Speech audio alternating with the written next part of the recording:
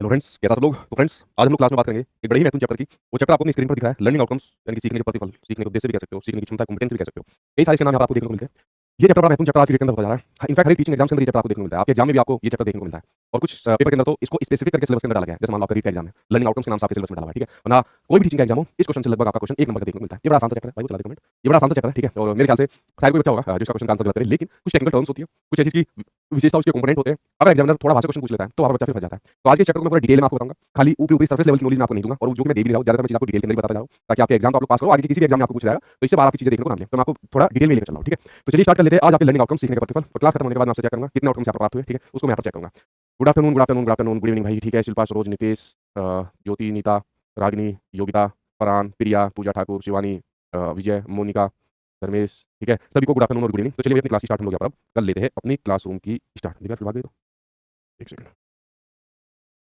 चलो भाई, हाउ शुरुआत कर लेते हैं। लर्निंग आउटकम्स के बारे में आप शुरुआत कर लेते हैं। पहले इसकी परिभाषा बाद में बताऊंगा, पहले समझो क्या होता है। पहले मेरी सिंपल सी स्टोरी आप लोग यहाँ पर समझिए, जो स्टोरी आप आपको जानिए, उसके बाद फिर हम लोग यहाँ पर इसके बारे में बात करेंगे। पहली स्टोरी के बारे में आप लोग यहाँ पर जानिए। देखिए, मैं आपके सामने बात कर रहा हूँ लर्निंग आउटकम्स की, ठीक है। लर्निंग आउटकम्स, सीखने के प्रतिफल, या जैसे कि मैंने कहा सीखने के उद्देश्य भी आप लोग यहाँ पर कह सकते हो। सीखने के उद्देश्य भी आप लोग यहाँ पर कह सकते हो। देखिए, अगर मैं बात करूँ लर्निंग आउटकम्स की, यहाँ पर बात कर रहा हूँ, जब टीचर किसी बच्चों को कोई चैप्टर पढ़ाता है, जैसे मैं आपको कोई चैप्टर पढ़ा रहा हूँ, ठीक है। सपोज आपका यहाँ पर टीचर है, ठीक है, या मान लीजिए आप में से कोई टीचर है, तो टीचर ने क्या काम करा, पहले स्टोरी सुनना, अपने आप ही ये चैप्टर आपको समझ में आ जाएगा। इन टीचर ने बच्चों को कोई चैप्टर पढ़ाया, एक्स वाई जेड, कोई भी चैप्टर हो, मान लीजिए कोई बुक के अंदर चैप्टर हो, कोई भी चैप्टर हो। सपोज मैंने चैप्टर ले लिया सोलर सिस्टम के बारे में यहाँ पर ले लिया, या आसान का ले लेता हूँ, पानी के बारे में यहाँ पर ले लिया, ठीक है। क्या नाम है चैप्टर का, जो हमारे यहाँ पर चैप्टर है, उस चैप्टर का नाम है आपका पानी। इस पानी के चैप्टर के बारे में बच्चों को टीचर पढ़ा है, ठीक है। ध्यान से सुनते जाना, कहानी अपने आप ही समझ में आ जाएगा, परिभाषा भी याद करने की जरूरत नहीं पड़ेगी। जब टीचर ने इस पानी के चैप्टर को बच्चों को पढ़ा दिया, चाहे वो बुक में से पढ़ाए, चाहे वो अपने ब्लैक बोर्ड के माध्यम से पढ़ाए, जब ये चैप्टर खत्म हो जाता है, तो चैप्टर खत्म होने के बाद टीचर बच्चों से कुछ यहाँ पर फिर क्वेश्चन पूछता है, कुछ प्रैक्टिस यहाँ पर कराता है, बोर्ड पर कराता है, बुक्स के अंदर माध्यम से कराता है, उनकी जो कॉपी होती है उसके अंदर यहाँ पर कराता है। इसी प्रकार की प्रैक्टिस आपकी जो बुक्स होती है, आपकी जो बुक्स होती है, बुक जो होती है, मान लीजिए ये बुक के अंदर एक आपका चैप्टर यही दिया हुआ था, जो चैप्टर आपका दिया हुआ था पानी के नाम से, यानी वाटर के नाम से, ठीक है, इसके नाम से चैप्टर था। अब पानी के बारे में इस बुक के अंदर बहुत सारी चीजें यहाँ पर लिखी हुई थी कि पानी का सोर्स क्या होता है, पानी किस किस प्रकार से आता है, पानी को हम कैसे बचत कर सकते हैं, पानी के बिना दुनिया का क्या होगा, ये सारी चीजें यहाँ पर इस चैप्टर के अंदर दी गई है, और ये सब चीजें बच्चों को पढ़ाई गई टीचर के द्वारा। जब ये चैप्टर खत्म हो जाता है, मैं भी ऐसे करता हूँ, आप भी ऐसे करोगे, हम लोग कोई भी चैप्टर बच्चों को पढ़ाएंगे और चैप्टर कंप्लीट कर देंगे, उसके बाद जो स्टोरी आपकी स्टार्ट होती है। फिर जब यहाँ पर चैप्टर खत्म होने के बाद टीचर बच्चों से फिर क्वेश्चन पूछता है, या बुक्स के अंदर कुछ आपको एक्सरसाइज यहाँ पर दी रहती है, जैसे आपको दिए रहते हैं फिल इन द ब्लैंक्स, आपको दिए रहते हैं, क्या दिए रहते हैं, जैसे आपको दिए रहते हैं फिल इन द ब्लैंक्स, आपके सामने दिए रहते हैं, मैं लिख देता हूँ, जैसे मान लीजिए फिल इन द ब्लैंक्स यहाँ पर दिए रहते हैं, ठीक है। देखिए कैसे लिख दिया, मतलब इस प्रकार के क्वेश्चन आपको रहते हैं जिसमें फिल इन द ब्लैंक्स होता है। कभी कभी ऐसे क्वेश्चन होते हैं जो कि आपके match the following, match the following, या कुछ ऐसे क्वेश्चन होते हैं जो आपके ट्रू फॉल्स वाले होते हैं, सही गलत वाले क्वेश्चन होते हैं।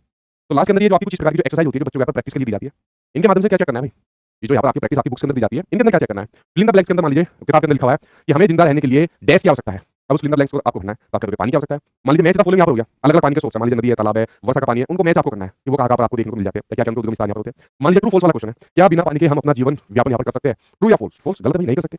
तो जिस बच्चे ने यहाँ पर ये पानी का चैप्टर समझाओगा, वाटर वाला चैप्टर समझाओगा, चाहे वो टीचर के माध्यम से समझाओ, चाहे बुक्स के माध्यम से समझाओ, और उसके बाद में जब उसको यहाँ पर किया जाता है, असेसमेंट किया जाता है कि भाई ये चैप्टर बच्चों को समझ में आया है या नहीं आया, तो यही आपके आउटकम्स होते हैं, प्रतिफल, यानी यही उद्देश्य होते हैं। ये वो उद्देश्य होते हैं जिनसे पता लगता है कि आपने जो बच्चों को शिक्षण दिया है, क्या वो बच्चे ने सही से ग्रहण किया या नहीं करा है। मैं भी तो ऐसे करता हूँ, मैं भी डेली क्लासरूम के अंदर आता हूँ, एक चैप्टर आपको पढ़ाता हूँ, सपोज लर्निंग आउटकम्स का कोई चैप्टर पढ़ा दिया, और चैप्टर पढ़ाने के बाद क्लास के बाद में इनफैक्ट मैं तो बीच में भी क्वेश्चन पूछ लेता हूँ, फॉर्मेटिव असेसमेंट करता हूँ। लेकिन लर्निंग आउटकम्स खत्म होने के बाद मान लीजिए मैं आपसे क्वेश्चन पूछ रहा हूँ, क्वेश्चन पूछने का क्या मकसद है कि आपको चैप्टर समझ में आया या नहीं आया। अगर समझ में आया होगा तो आप क्वेश्चन का आंसर दे दोगे, समझ में नहीं आया तो आप लोग नहीं दे पाओगे। तो यहाँ पर देखिए बहुत ज्यादा आपके एग्जाम में जो क्वेश्चन आज तक पूछे गए वो इसकी इससे भी आपके पूछे गए, ठीक है। मैं एक करके सभी चीज आपको बताता जाऊंगा। जो इसकी डेफिनेशन आप लोग कह लीजिए, इसके नेचर के बारे में कह लीजिए, जो आपके लर्निंग आउटकम्स के बारे में पूछे गए कि लर्निंग आउटकम्स होता क्या है। तो सिंपल से कह सकते हो कि लर्निंग आउटकम्स की अगर मैं बात करूँ, जो आपके लर्निंग आउटकम्स यानी कि शिक्षण के जो आपके प्रतिफल होते हैं, ये वे योग्यताएं, यानी कि आप लोग इसको कह सकते हो एबिलिटीज, या कह सकते हो कॉम्पिटेंसी, कॉम्पिटेंसीज, या कह सकते हो उद्देश्य, ऑब्जेक्टिव, उद्देश्य होते हैं जो किसी पाठ के अंत में, जो किसी लेसन यानी कि पाठ, या लिख सकते हो पाठ्यक्रम, लिख सकते हो पाठ्यक्रम के अंत में स्टूडेंट्स के क्या चेक करने के लिए की जाती है, जो स्टूडेंट्स के शैक्षिक उद्देश्य होते हैं, जो उसके शैक्षिक उद्देश्य होते हैं, एजुकेशनल जो ऑब्जेक्टिव यहाँ पर होते हैं, जो उसके लक्ष्य निर्धारण होता है, यहाँ पर लक्ष्य निर्धारण होता है आदि के मापन यानी कि मेजरमेंट के लिए प्रयोग किया जाता है, मापन के लिए प्रयोग किया जाता है या प्रयोग में आते हैं। ये आपके लर्निंग आउटकम्स, ये वो कॉम्पिटेंसी, ये वो क्षमता यहाँ पर होती है, यही तो क्षमता होती है। और अगर मैं टीचिंग एग्जाम से बात करूँ ना, पता नहीं कितनी बार क्वेश्चन आपके इस वाली डेफिनेशन से पूछे गए, जो मैंने आपके सामने लिखी हुई है। आप इसका सीआईटी के अंदर देख सकते हो, लाइक मान लीजिए आप राजस्थान से हो तो राजस्थान सीआईटी के अंदर देख सकते हो, ये डेफिनेशन लिखी हुई है। अगर आप लोग मान लीजिए यूपी से हो, बिहार से, तो आगे सीआईटी के अंदर ये वाली बात लिखी हुई है कि जैसे कोई चैप्टर खत्म हुआ, वो चैप्टर खत्म होने के बाद जब टीचर शैक्षिक उद्देश्य देखता है कि जो मैंने शिक्षा दिया बच्चों ने ग्रहण किया नहीं किया, कोई उन्होंने स्किल यानी कि व्यवहार सिखाया नहीं सिखाया, तो उस प्रकार के उसके शैक्षिक उद्देश्य, लक्ष्य निर्धारण, उसके स्किल्स यानी कि कौशल के मापन के लिए जो सीखा उसने नहीं सीखा, हम लोग यहाँ पर ये लर्निंग आउटकम्स का यूज करते हैं। और इनफैक्ट यही वो योग्यता होती है जिनके माध्यम से हम बच्चे की इन क्षमताओं का यहाँ पर मेजरमेंट यानी कि मापन करते हैं। दूसरी बात इसके अंदर आपको ये भी देखने को मिलती है कि जो आपके ये लर्निंग आउटकम्स होते हैं, लर्निंग आउटकम्स के माध्यम से, लर्निंग आउटकम्स के माध्यम से बच्चे का जो व्यवहार है, उसका जो व्यवहार यानी कि जो उसका बिहेवियर होता है वो परिवर्तित यहाँ पर होता है।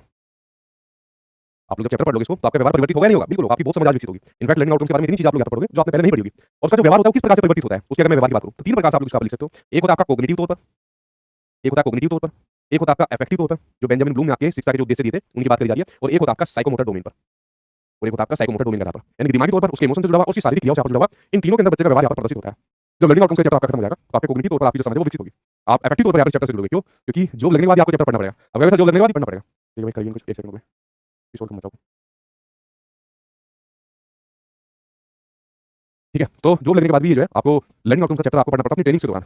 और मैं बताऊँ ये लर्निंग आउटकम्स का जो चैप्टर है, जो मेरी फर्स्ट ट्रेनिंग हुई थी जो मेरी फर्स्ट ट्रेनिंग हुई थी जब मुझे स्टेट गवर्नमेंट के अंदर जॉब मिली थी, तो स्टेट गवर्नमेंट के अंदर मेरी फर्स्ट ट्रेनिंग जो हुई थी वो लर्निंग आउटकम्स की ही हुई थी। ठीक है, सीखने के प्रतिफल की मेरी फर्स्ट ट्रेनिंग हुई थी। 3 दिन की थी, जहाँ तक मुझे ध्यान आ रहा है कि बहुत सारी ट्रेनिंग होती है। हाँ, 3 या 5 मैं श्योर नहीं हूँ, लेकिन जहाँ तक मुझे ध्यान है 3 दिन की ट्रेनिंग हुई थी। आपकी भी होगी, जॉब लगने के बाद आपकी भी ट्रेनिंग होगी, ठीक है? तो आप लोगों ने यहाँ पर मेन बात यहाँ पर देखने को मिली कि लर्निंग आउटकम्स क्या होता है, कोई भी चैप्टर, कोई भी करिकुलम, उसको खत्म करने के बाद जब आपके इन चीज़ों का यहाँ पर उसके व्यवहार का या उसकी स्किल्स का या उसकी योग्यता का या फिर उसके उद्देश्यों का यहाँ पर मापन करा जाता है, चेक करा जाता है कि ये चैप्टर बच्चों को समझ में आया नहीं आया, कितना समझ में आया, यही आपका लर्निंग आउटकम्स होता है। समझ गए आप लोग इसके बारे में? ठीक है, कितने तेजी की टोरी है भाई, कोई और बात को काम करने लगे डिस्टर्ब करते हैं। समझ गए आप लोग? शिक्षण के प्रतिफल समझिए, लर्निंग आउटकम्स आप लोग यहाँ पर समझिए क्या होता है लर्निंग आउटकम्स। अब थोड़ी सी जैसे मैंने कहा कि जॉब के दौरान, जैसे मैंने कहा मेरी फर्स्ट ट्रेनिंग यहाँ पर हुई थी और आपकी भी यहाँ पर फर्स्ट तो नहीं होगी, मतलब होगी जरूर, लेकिन लर्निंग आउटकम्स के माध्यम से आपकी ट्रेनिंग यहाँ पर होगी। इसकी थोड़ी सी हम लोग हिस्ट्री के बारे में पढ़ते हैं, इसकी थोड़ी सी हम लोग पढ़ते हैं हिस्ट्री, यानी कि इसके इतिहास के बारे में हम लोग यहाँ पर पढ़ लेते हैं। लर्निंग आउटकम्स की हिस्ट्री यानी कि इतिहास के बारे में हम लोग यहाँ पर पढ़ लेते हैं। देखिए अगर मैं बात करूँ लर्निंग आउटकम्स की बात करूँ तो 1900 के आसपास में बड़ा फेमस हुआ था। मतलब इसका कांसेप्ट सबसे पहले 1900 के आसपास कुछ आया था, एग्जैक्ट साल कभी इतनी डिफाइन नहीं की जाती, ना कभी किसी एग्जाम में आती है। लेकिन हमारे देश के अंदर जो हमारी फर्स्ट मतलब फर्स्ट 60 आई थी, उसके बाद जो तरीकापूर्ण तरीके से आपकी शिक्षा नीति आई थी, जो आपकी 86 के अंदर आई थी, तो जो हमारी 1986 के अंदर जो आपकी शिक्षा नीति आई थी, 1986 के अंदर जो आपकी शिक्षा नीति आई थी, तो शिक्षा नीति के अंदर इन शैक्षिक लक्ष्यों के निर्धारण की यहाँ पर बात की गई थी। हाल ही सही प्रकार से नहीं हो पाया था। 86 के अंदर आपका प्रोग्राम आया था MLL करके, क्या प्रोग्राम था? उस प्रोग्राम का नाम था आपका MLL, जिसका नाम होता है आपका मिनिमम लेवल ऑफ लर्निंग। क्या होता है इसका नाम? इसका नाम होता है आपका minimum level of learning, minimum level of learning. अब सरकार ने कुछ मिनिमम लेवल यानी कि बिल्कुल कह सकते हो एक छोटे से छोटे उद्देश्य यहाँ पर निर्धारित किए गए बच्चों के परिप्रेक्ष्य में। और ये जो प्रोग्राम आया था MLL का, ठीक है, 92 की जो आपकी शिक्षा नीति भी जब आई थी उसके अंदर भी आप इसकी बात की गई थी, जो 92 की शिक्षा नीति आई थी। तो 92 की शिक्षा नीति बेसिकली आप लोग इसको कह सकते हो आई नहीं थी, जैसे 68 में पहले आई, 86 में फिर दूसरी आई, 92 के अंदर ये संशोधित हुई थी प्लान ऑफ एक्शन के नाम से, इसको प्लान ऑफ एक्शन के नाम से भी जाना जाता है। तो इसके अंदर यहाँ पर इसकी बात की गई थी जो आपके लर्निंग आउटकम्स यहाँ पर होते हैं, जो आपके लर्निंग आउटकम्स यहाँ पर होते हैं। क्यों? क्योंकि मिनिमम लेवल ऑफ लर्निंग ज़्यादा नहीं चल पाया आपका। मिनिमम लेवल ऑफ लर्निंग कहा गया था कि हम प्राइमरी तौर पर, प्राथमिक तौर पर जो बच्चे के जो आपके मिनिमम लेवल होते हैं सीखने के, उनको यहाँ पर देखेंगे। जैसे प्राइमरी पर बच्चे की भाषा होती है, भाषा के अलावा बच्चे का मैथमेटिक्स होता है, और मैथमेटिक्स के अलावा बच्चे की जो यहाँ क्या होती है भाषा, मैथमेटिक्स, ईवीएस यहाँ पर होती है। इनका मापन हम लोग करेंगे, ये बच्चे ने कितनी सीखी है, कितनी नहीं सीखी है। ठीक है, तो ये आपका मिनिमम लेवल ऑफ लर्निंग आया था। आप लोग अगर TSS वगैरह के एग्जाम में जाते हो, इनफैक्ट सुपर टेट या कभी सीटेट में भी आपको एक आधी बार मिनिमम लेवल ऑफ लर्निंग का क्वेश्चन पूछा गया, तो ये आपके होते हैं मिनिमम लेवल ऑफ लर्निंग कि भाई प्राइमरी तौर पर बच्चे सब्जेक्ट के अंदर इतनी दक्षता क्या हासिल कर ले। उसके बाद 86 से बाद गई 92 के अंदर जो शिक्षा नीति हमारी 86 वाली, ये संशोधित हुई, मतलब इसका मॉडिफिकेशन यहाँ पर आप लोग कह सकते हो। और उसके बाद तो सीधा आपको बताइए जिस शिक्षा नीति 2020 के बारे में आप लोग यहाँ पर पढ़ते हो, जो 2020 के अंदर सबसे बड़ी शिक्षा नीति जो यहाँ पर आई थी। ठीक है, तो इसके अंदर आपके लर्निंग आउटकम्स की यहाँ पर बात हुई, और लर्निंग आउटकम्स की जो बात हुई 92 से यहाँ पर लर्निंग आउटकम्स की यहाँ पर बात हुई। अमेरिका के अंदर अगर मैं बात करूँ, अगर मैं थोड़ा सा और चीज यहाँ पर बताऊँ, अगर मैं यहाँ पर बात करूँ अमेरिका के अंदर, हालांकि सबसे पहले इसका कंसेप्ट है ना, वो आपकी जैसे अफ्रीकन जो कंट्रीज होती है, अफ्रीका हो गया, वहाँ हो गया, ऑस्ट्रेलिया के अंदर इसका सबसे पहले कंसेप्ट आया था। अमेरिका ने इसका यूनिक निकाला। अमेरिका ने इसको यूनिक कैसे निकाला? अमेरिका ने क्या काम करा 1994 के अंदर, 1994 के अंदर इंजीनियरिंग के क्षेत्र में यहाँ पर इसको निकाला, इंजीनियरिंग के क्षेत्र में यहाँ पर इसको निकाला लर्निंग आउटकम्स को, इंजीनियरिंग के क्षेत्र में यहाँ पर इसको निकाला। अच्छा मेरा क्वेश्चन आप लोगों से एक बात बताऊँ, हमारे देश के अंदर जैसे आप लोगों ने देखा होगा पुल बन जाते हैं, सड़कें बन जाती है, फ्लाईओवर यहाँ पर बन जाते हैं, और कुछ समय के बाद टूट जाते हैं, तो क्या उनके लिए लर्निंग आउटकम्स यहाँ पर नहीं होनी चाहिए?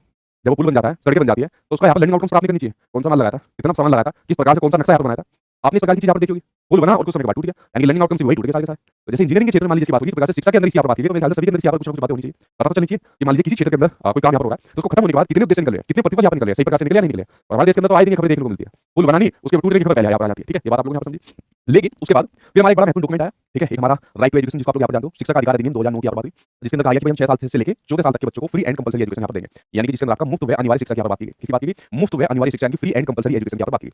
और बड़ा उस टाइम पर क्रांतिकारी आपका अधिनियम आया, राइट टू एजुकेशन जो आता है, हम सभी बच्चों को मुफ्त शिक्षा देंगे, कोई भेदभाव किसी प्रकार की नहीं देंगे, इक्विटी के आधार पर बच्चों को शिक्षा देंगे, जैसे बच्चे की जरूरत उस प्रकार से आपको शिक्षा देंगे, सभी शैक्षिक लक्ष्यों की प्राप्ति में हम लोग यहाँ पर अग्रसर यहाँ पर होंगे। लेकिन उसके बाद भी RT के बाद भी आपका जो मिनिमम लेवल ऑफ लर्निंग जो आपके लर्निंग आउटकम्स है यहाँ पर प्राप्त नहीं हुआ है।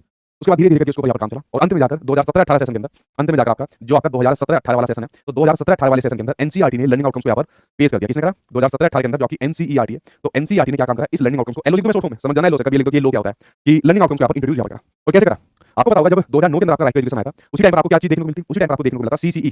क्या देखने को मिला था? CCE यानी कि कंटीन्यूअस एंड कॉम्प्रिहेंसिव इवैल्यूएशन, सतत एवं व्यापक मूल्यांकन। क्या किया था? सतत एवं व्यापक मूल्यांकन, यानी कि कंटीन्यूअस व कॉम्प्रिहेंसिव इवैल्यूएशन। तो सतत और व्यापक मूल्यांकन के माध्यम से NCERT ने लर्निंग आउटकम्स को यहाँ पर शामिल करा, स्कूल के अंदर शामिल करा, शैक्षिक उद्देश्य के अंदर यहाँ पर शामिल करा। ठीक है, अब देखिए जैसे मैंने कहा कि आपके रीट के जो आपका रीट के अंदर जैसे मान लीजिए सिलेबस के अंदर दे दिया, ठीक है, सीटेट के एग्जाम के अंदर सीधा एडीटी यहाँ पर पूछा जाएगा, जो प्रैक्टिकल क्वेश्चन रहता है। अगर मान लीजिए आप दूसरे टेट एग्जाम की तैयारी करो, मान लीजिए झारखंड टेट का कुछ वहाँ पर दे रहे हो, वहाँ पर प्रैक्टिकल भी आ सकता है और फैक्चुअल भी आ सकता है, इसलिए मैंने थोड़ी सी डिटेल में पढ़ी, आपको पता होना चाहिए, वरना ऊपरी सतह पर पढ़ने के कोई फायदा नहीं होगा।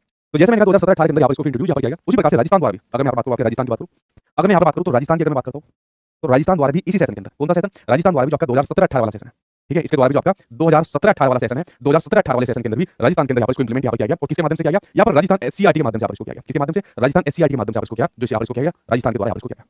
और राजस्थान जब एससीईआरटी के द्वारा यहाँ पर इसको किया गया तो एससीईआरटी के द्वारा जो किया गया था एक नाम आता है, ठीक है, कभी राजस्थान वाले बच्चों के लिए बड़ा महत्वपूर्ण हो जाता है, जो नाम यहाँ पर आपका जाता है SIQE। क्या देखने को मिलता है? वो देखने को मिलता है SIQE, इसका माध्यम है, ठीक है, जिसका मतलब आपका state initiative, state initiative, initiative for quality, for quality, E का मतलब आपका एजुकेशन, ठीक है। मतलब राजस्थान हो या चाहे पूरे देश भर के अंदर बात करें तो 2017 के अंदर एनसीईआरटी ने तो उसको सीसी के माध्यम से आप लागू करा, किसके माध्यम से करा? सीसी के माध्यम से आप इसको लागू करा लर्निंग आउटकम्स को, और यहाँ पर आपके राजस्थान के अंदर इसको लागू किया SIQE के नाम से आप इसको लागू करा। उसी के दौरान मैं आपको बताता हूँ 2018 की बात यहाँ पर बताता हूँ, ठीक है, इसमें लिख नहीं रहा, यहाँ पे एग्जाम से मतलब नहीं है। 2018 के अंदर मेरा स्टेट गवर्नमेंट के अंदर सिलेक्शन हुआ था। 2018 के अंदर जब सिलेक्शन हुआ तो मेरी जो पहली ट्रेनिंग लगी थी लर्निंग आउटकम्स के अंदर यहाँ पर लगी थी। और इस टाइप पर स्टेट गवर्नमेंट के अंदर डायरेक्ट आपकी ट्रेनिंग नहीं लगती थी, लेकिन जो सबसे पहले जितनी ट्रेनिंग जितने भी प्लान आप आते हो आपके केवीएस केंद्र विद्यालय के अंदर आते हैं, इसलिए केंद्र विद्यालय को आपकी लैबोरेटरी कहा जाता है, मतलब जिसके अंदर सबसे पहले परीक्षण वहाँ पर होता है, ठीक है। उससे पहले मैंने ये जो आपकी केवीएस की जो छोड़ दी थी, ठीक है, और उसके अंदर इस प्रकार की ट्रेनिंग इस प्रकार की प्रोग्राम आपके चलते थे, और सबसे पहले उसके अंदर अगर मैं कंपैरिजन करूँ स्टेट गवर्नमेंट का केवीएस का, मतलब कंपैरिजन नहीं हुआ, कुछ स्टेट आपके केवीएस को टक्कर देते हैं और नहीं देते। तो 2018 के अंदर ये सबसे पहले ट्रेनिंग हुई, जैसे मैंने कहा 3 या 5 दिन की, जहाँ तक मुझे ध्यान 3 दिन की थी। तो जैसा आप लोगों ने देखा होगा कोई भी जो यहाँ पर व्यक्ति होता है, हालांकि मैं तो सरकारी विभाग का एक्सपीरियंस पहले ले चुका था, तो मुझको पता था कि भाई सरकारी विभाग किस प्रकार से काम करते हैं। आप लोग जैसे भी नए हो तो आपके अंदर खून यहाँ पर खोला होगा, बस भगवान एक बार नौकरी मिल जाए, फिर देखना ऐसे झंडे गाड़ूंगा, ऐसे झंडे गाड़ूंगी कि जो आपका राष्ट्रपति है खुद ही हमारे स्कूल के अंदर आएंगे कि इनको राष्ट्रपति पुरस्कार दे दो, मैं ही दूंगा इनको अपने हाथों से। तो ऐसा वाल आपके अंदर यहाँ पर होगा, क्या होगा आपके अंदर इस प्रकार का वाल होगा कि भगवान एक बार मिल जाए। ऐसा हम भी सोचते थे कि भगवान से एक बार जो मिल जाए उसके बाद देखना तांडव मचा देंगे, तांडव ऐसा करा देंगे, वैसा करा देंगे, सिस्टम बदल देंगे। कुछ नहीं होता भाई आपका, या तो सिस्टम तुम्हें खा जाएगा। एक ग्राउंड लेवल की आपको रिपोर्ट बता रहा हूँ जो रियलिटी में होती है, और बहुत से लोग इस जुनून में आगे इस प्रकार से सिस्टम से आप पंगे लेते हैं, क्योंकि आप सोचोगे आप एक अकेले आदमी सिस्टम को हरा दोगे तो वाली बात बिल्कुल होता है, खा के फेंक देगा, पता नहीं चलेगा कोई व्यक्ति आया और कहाँ चला गया। लेकिन अगर आप अपने व्यक्तिगत तौर पर कुछ अच्छे काम कर रहे हैं, कुछ आगे मतलब बच्चों को एप्रिशिएट यहाँ पर कर रहे हैं, कुछ डिसीजन यहाँ पर ले रहे हैं, और जिसके अंदर आपके विभाग को इतना प्रभाव यहाँ पर नहीं पड़ रहा, बट वो अच्छे काम यहाँ पर जा रहे हैं, तो जब धीरे धीरे करके आप और आपके जैसे लोग इस प्रकार से यहाँ पर इनिशिएटिव यहाँ पर लेते जाएंगे, कदम उठाते जाएंगे, तो धीरे धीरे करके चाहे आपका विभाग चाहे कोई विभाग वो धीरे धीरे करके बदलेगा। अगर आप ये सोचोगे कि नहीं बस एक बार नौकरी मिल जाए भगवान, उसके बाद देखना, जैसे मूवी के अंदर दिखाया जाता है, मान लीजिए कोई पुलिस वाला होता है, वो सब इंस्पेक्टर भी होता है, वो भाई पहले बता देता है मूवी के अंदर, जब आपको पता है सब इंस्पेक्टर की कितनी वैल्यू होती है, आपका ग्रेड पे होता है, उनके बराबर का। जब आप लोग टीचिंग एग्जाम की तैयारी करोगे, जैसे आप लोग मान लीजिए प्राइमरी वाले हो, तो आपका 4200 का ग्रेड पे होता है, और 4200 का ग्रेड तो सब इंस्पेक्टर के बराबर होता है आपका, इतना भारी भरकम ग्रेड पे होता है आप लोगों का, ठीक है। तो वो सब फिल्मी बात होती है। अगर आप ग्राउंड लेवल पर जाओगे, विभाग के अंदर जाओगे, चाहे अपने विभाग के अंदर जाओगे, तो आप ग्राउंड लेवल पर आपको पता चलेगा कि जितनी चीज हम पढ़ते हैं, जितनी चीजें सचिन सर पढ़ाते हैं, और जितनी चीजें हमने यहाँ पर अपनी विकसित करी है, तो यार ग्राउंड लेवल पर तो सभी चीजें अप्लाई नहीं हो सकती। कहीं ना कहीं आपको बाधा आएगी, आपके स्कूल के स्टाफ आपको रोकेगा, प्रिंसिपल आपको रोक सकता है, आपके अधिकारी दुनिया भर का नाक में दम आपको कर रखेंगे। सरकार की कितनी नीतियां होती है जिससे आपके टीचर्स प्रभावित रहते हैं। आपने देखा होगा आए दिन टीचर कहीं हड़ताल पर किसी न किसी राज्य के बैठे रहते हैं, किसी न किसी पॉलिसी के खिलाफ आपके टीचर बैठे रहते हैं, सरकार कुछ ना कुछ यहाँ पर लाती रहती है। जैसे आप लोगों ने देखा होगा कि प्राइवेटाइजेशन करेंगे, ठीक है, निजीकरण करेंगे सभी चीजों का, आप टीचर भी यहाँ पर करके टीचर ने कहा हमारी विभाग के अंदर एनजीओ वालों को क्यों लाए, धीरे धीरे करके एनजीओ की एंट्री ली आई है, ताकि ज्यादातर काम आपका प्राइवेट तरीके से किया जा सके। तो बहुत समस्या है, इसलिए मैं आपको देखिए मैं एक बात यहाँ पर कहता हूँ कि टीचर का काम खाली नहीं बस पढ़ा दिया, पढ़ाने का पढ़ सकते हो, कहीं से भी पढ़ सकते हो, लेकिन थोड़ा बहुत उसको प्रैक्टिकल नॉलेज भी यहाँ पर दिया है कि जॉब लगने के बाद उसके सामने क्या समस्या आती है। अब मैंने कहा लर्निंग आउटकम्स की जो मेरी पहली ट्रेनिंग हुई थी, तो पहली ट्रेनिंग के दौरान मैं लेट पहुंच गया था। जब ऐसा कहा जाता है कि भाई धुएं उठा देंगे, ये कर देंगे, अधिकारी कर देगा, अधिकारी ने मुझे पहले दिन टोक दिया, टी-शर्ट में आए तुम, ठीक है, मैंने कहा बोल क्या डोले सोले बनने तो आएंगे, मतलब ऐसे नहीं बोला। मैंने जैकेट पहनी हुई थी, सब गंदी हो गई, इसलिए टी-शर्ट पहन रखी मैंने। अच्छा कहाँ से हो, कौन से हो, यो, मैं सीधा आंसर दे रहा था। मैंने अधिकारी को आपने घर का क्या करेगा, जा सकता है सस्पेंड कर देगा, वो डराएंगे फिर आपको कि आपका परीक्षा काल चल रहा है, नौकरी खा जाऊंगा, ठीक है। अगर उस टाइम पर मतलब उस टाइम का सोच इतना डर था नहीं, तो मन ही मन कहता था कि खा जा तेरे बस की कौन चीज खा जाएगा, ठीक है। तो ये सब चीजें होती थी, तो ग्राउंड लेवल पर जाकर आपको पता चलेगा इस लर्निंग आउटकम्स के आपकी ट्रेनिंग के पैसे मिलते हैं, और जो ट्रेनिंग के आपको पैसे मिलते हैं तो वो पूरे पैसे आपके नीचे लेवल तक आके नहीं पहुंच पाते। तो इसलिए मैं कह रहा हूं कि ग्राउंड लेवल पर आपको चीजें समझनी पड़ेगी, और आपको अपनी समझदारी से काम करना पड़ेगा। आप कहते नहीं मैं किसी की नहीं सुनूंगा, मैं तो बस ऐसा विद्रोही बनूंगा, कानून बस पलट दूंगा, सारा विभाग बदल दूंगा, सबको सुधार दूंगा, मेरा नाम होगा, पता भी नहीं चलेगा विभाग के अंदर कहाँ है वो कहाँ चलेगा। इसलिए धीरे धीरे करके चलिए, धीरे धीरे करके चीजों को बढ़ाइए, आप अच्छा काम करें धीरे धीरे करके। अपने जैसे जो आपकी मानसिकता वाले लोग हैं, जो आपकी बातों को समझते हैं, उनको साथ में जोड़िए, फिर उनके साथ में धीरे धीरे चलिए। अकेले तौर पर शुरू में विद्रोह करोगे तो दबा दी जाओगे, लेकिन धीरे धीरे करके चीजें आपकी बढ़ेगी तो एक ना एक दिन जाके जितने भी आपके विभाग है, आपका विभाग है, उसके अंदर आपको सुधार देखने को यहाँ पर जरूर मिलेगा, ठीक है, समझिए। तो जब मैं यहाँ पर आपकी बात कर रहा था, आपके लर्निंग आउटकम्स की बात कर रहा था, तो देखिए लर्निंग आउटकम्स की अगर मैं आपके सामने बात करता हूँ, तो ये फिर आपके सब्जेक्ट वाइज और क्लास वाइज यहाँ पर इनका निर्धारण किया गया। जो आपके लर्निंग आउटकम्स है तो सब्जेक्ट वाइज यहाँ पर किया गया, क्या गया सब्जेक्ट वाइज यहाँ पर किया गया। जैसे मैंने आपको बताया मिनिमम लेवल ऑफ लर्निंग के अंदर बताया कि मान लीजिए आपका इंग्लिश हो गया, लैंग्वेज हो गया आपके सामने, ठीक है, आपका मैथमेटिक्स हो गया, तो यहाँ पर सब्जेक्ट वाइज आपको देखने हैं कि आपके बच्चे ने कितने लर्निंग आउटकम्स यहाँ पर प्राप्त करें, समझिए। और आपको इसको क्लास वाइज भी देखना है, आपको इसको क्या देखना है, कक्षावार देखना है, आपको इसको क्लास वाइज भी देखना है लर्निंग आउटकम्स को। और इनफैक्ट जब आप लोग एनसीईआरटी के जितने भी मॉड्यूल उठाओगे, आप नेट के ऊपर चेक कर सकते हो, अभी भी आपके पास गूगल होगा, ठीक है, तो गूगल पर आप लोग चेक कर सकते हो, आप लिखना learning outcomes class first, class second, class third, fourth, fifth, sixth, कुछ भी कह लीजिए, सोशल साइंस के देखने, साइंस के देखने, ईवीएस के देखने, मैथमेटिक्स के देखने, हर किसी के लर्निंग आउटकम्स यहाँ पर निर्धारित किए गए। एनसीईआरटी के भी एससीईआरटी के माध्यम से भी आप लोग यहाँ पर देख सकते हो, इसको तो आप नेट पर देख सकते हो, अभी आपको मिल जाएगा, ठीक है। कितना पैसा मिलता था, आने जाने का भत्ता मिलता था, अरे पैसे मिलते थे, तो कभी सोच रहे हो पैसे मिलते हैं। देखिए जो ऊपर से शासन की तरफ से जो आता है वो पर्टिकुलर एक स्टाफ के लिए एक अमाउंट यहाँ पर डिक्लेयर यहाँ रहता है, उसका आपको पैसा नहीं मिलता है। उसका जैसा भी जो ट्रेनिंग होती है, 3 दिन की ट्रेनिंग होती है, आपके खाने पीने के ऊपर चला जाता है, खाना पीना आपको फ्री के अंदर मिलता है, आपकी जैसे बैठने की व्यवस्था होगी, कुछ आपको संसाधन वहाँ पर इस प्रकार के दिए जाते हैं। तो जो एक पर्टिकुलर आपका स्टाफ होता है, मान लीजिए आप टीचर है, तो उसके लिए पर्टिकुलर जो अमाउंट आता है ना, वो खाने के अंदर और इस प्रकार की जो सुविधा होती है उसके अंदर बढ़ जाता है, ठीक है। और आज की बात बताओ, पूरा नहीं बढ़ता, ठीक है, आने जाने का बताया ना, वो आपके अधिकारी उस भत्ते का भत्ता कर देते हैं, ठीक है, समझिए आप लोग इस बारे में ज्यादा मत बोलो, पता चला दुनिया भर के 2-4 केस मेरे ऊपर करवा दो, ठीक है। जब नौकरी लगाएगी अपने आप देख लेना सारी चीजें, तब आपको मेरी बात ध्यान आएगी, यार उन्होंने पहले पक्का करके भेजा था, वो सारी चीजें आप होगी, ठीक है। तो आप लोग समझे जो लर्निंग आउटकम्स आप होते हैं वो सब्जेक्ट वाइज भी देखने को मिलते हैं, क्लास वाइज भी आपको देखने को मिलते हैं, जो लर्निंग आउटकम्स आपको देखने को मिलते हैं। अब देखिए लर्निंग आउटकम्स के बारे में आप लोगों ने चीजें जानी जो मैंने आपको समझाई। अब आपने देखा होगा कि कई सारी विशेषता के लर्निंग आउटकम्स आपको देखने को मिलते हैं, ठीक है। तो आपको बोलते अच्छा लगता है, वाह, आज तक मेरा गधा बोलना वैसे किसी को बुरा लगा ही नहीं, ठीक है। चलो आगे देखते हैं। अगर मैं बात करूं लर्निंग आउटकम्स की बात करूं तो आप लोगों ने देखा कि आपकी कुछ विशेषताएं भी यहाँ पर देखने को मिलती है। अगर मैं लर्निंग आउटकम्स की बात करूं यानी कि आपके सीखने के प्रतिफल होते हैं, और कई बार क्वेश्चन जो आपका प्रैक्टिकल क्वेश्चन होता है वो यहाँ से पूछ लिया जाता है। लाइक आपका जैसे सीटेट का एग्जाम है आपका, ठीक है, वहाँ पर प्रैक्टिकल क्वेश्चन आते हैं आपके एग्जाम के अंदर, वहाँ पर क्वेश्चन पूछ लिया जाता है। आपके टेट एग्जाम में, रीट एग्जाम में, झारखंड टेट एग्जाम में, यूटेट आपका एग्जाम है या टीचिंग का और कोई एग्जाम है, तो आपका प्रैक्टिकल क्वेश्चन दिया जाता है। लेकिन जो सीखने के प्रतिफल की जो विशेषताएं पूछी जाती है वो जानना आपके लिए जरूरी है, ठीक है। जब तक इन विशेषताओं को नहीं जानोगे तो प्रैक्टिकल आंसर कैसे दे पाओगे, आप लोग नहीं दे पाओगे प्रैक्टिकल को, ठीक है, समझिए। तो सीखने के प्रतिफल की कुछ विशेषताओं के बारे में हम लोग बात करते हैं। देखिए अगर मैं सीखने की प्रतिफल की जो विशेषता होती है, अगर मैं बात करूं इसके प्रतिफल की विशेषताओं की बात करूं तो देखिए कि सतत रूप से चलने वाली प्रक्रिया है। कैसी सतत, यानी कि कंटीन्यूअस रूप से चलने वाली प्रक्रिया। कैसी कंटीन्यूअस रूप से चलने वाली प्रक्रिया है, चलने वाली प्रक्रिया है भाई, कंटीन्यूअस रूप से होती है। आप डेली बच्चों को कोई ना कोई चैप्टर पढ़ाओगे और चैप्टर पढ़ाएंगे डेली, फिर ये देखोगे कि लर्निंग आउटकम्स यहाँ पर कितने प्राप्त हुए कितने नहीं। अरे भाई मैसेज इतने सारे आते हैं, मैं कैसे एक मैसेज देखूंगा, ठीक है, लेकिन जो भी नजर पड़ जाती है उसके ऊपर आ जाता है, ठीक है। तो आप प्यार से कहते बोलते हो, हाँ प्यार से बोलता हूँ, ओके मैं क्वेश्चन बोलूंगा, ठीक है। देखिए सतत रूप से चलती है लर्निंग आउटकम्स। मैं भी डेली आकर कोई ना कोई चैप्टर पढ़ाता हूँ, उसके बाद क्वेश्चन भी आपके सामने कर लेता हूँ। जैसे एक क्वेश्चन अभी आपके सामने ले लो, जितना भी तक मैंने आपको पढ़ाया उसके आधार पर क्वेश्चन का आंसर देना भाई। पहले मैं क्वेश्चन का आंसर दे दूं, लर्निंग आउटकम्स में पहले ही कर लेता हूँ, ठीक है। और ये तो इसके प्रकार आ गए, ये क्वेश्चन आपके सामने है, इसका आंसर देना, उसके बाद मैं बढ़ूंगा आगे। इसका आंसर दो, जैसे मान लीजिए मैंने पूरा खत्म किया चैप्टर, मान लो मैंने पूरा चैप्टर खत्म कर दिया, लर्निंग आउटकम्स बता दिया क्या होती है, विशेषता क्या होती है, कब है, ठीक है, सपोज खत्म कर दिया। अब मैं जानना चाह रहा हूं कि कितने आउटकम्स कितने प्रतिफल हमारी क्लास में निकल रहे हैं लर्निंग आउटकम्स के। अभी देखता हूं, इसका आंसर दो। ये जो सीखने के प्रतिफल है जो लर्निंग आउटकम्स यहाँ पर होते हैं, वे दक्षताएं होती है। दक्षताएं मतलब कॉम्पिटेंसीज, वे योग्यता क्षमताएं होती है जिन्हें शिक्षार्थी द्वारा किसी पाठ्यक्रम के अंत में प्राप्त कर लेना चाहिए या प्रदर्शित करना चाहिए। या फिर लर्निंग आउटकम्स भाषा शिक्षण के उद्देश्य होते हैं जो भाषा पाठ्यचर्या तथा पाठ्यक्रम में वर्णित होते हैं। अध्ययन के दौरान शिक्षार्थियों के संपर्क यानी कि कम्युनिकेशन स्किल होती है उस पर आधारित होते हैं। या वे प्रक्रिया होती है जिनके द्वारा शिक्षार्थियों से प्रदर्शन की अपेक्षा की जाती है। बताओ क्या हो जाएगा सही आंसर, जल्दी से बताओ इसका आंसर। अब मैं लर्निंग आउटकम्स देखना चाह रहा हूं आपके कि आप लोगों ने आज के चैप्टर के अंदर कितने लर्निंग आउटकम्स यहाँ पर प्राप्त करे थे, उसके बारे में आप लोग यहाँ पर बताइए।